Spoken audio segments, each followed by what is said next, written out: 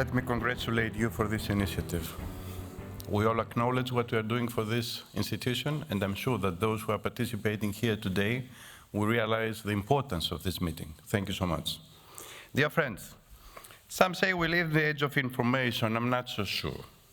We are surrounded by more words, more images, more opinions than ever before, and yet we are not necessarily better informed. Sometimes we are simply overwhelmed. There's a quote often attributed to Winston Churchill, the founding father of the Council of Europe. I like it because it speaks to our moment. A lie gets halfway around the world before the truth has a chance to get its pants on. And in today's world, that feels almost gentle. Lies now hit 100,000 likes before truth even logs in. This is the challenge you are here to face. Disinformation.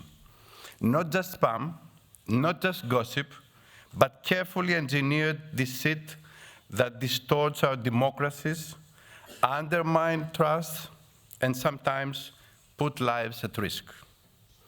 We gather here thanks to the initiative of our Secretary General, Alain Berset, under the Pact for Democracy.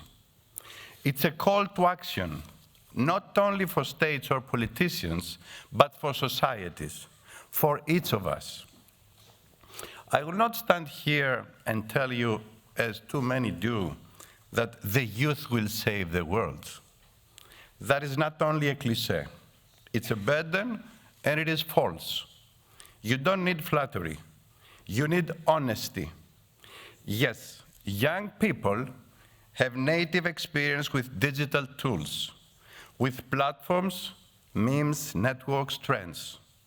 But that doesn't mean you are better informed. In fact, the paradox is this: more content does not equal more clarity. More sources do not equal more truth, especially when digital media simply reproduce each other. Endless scrolling does not always lead to understanding, and likes.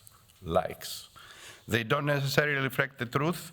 They are often just an emotional reflection of the moment. What you need, what we all need, is something deeper.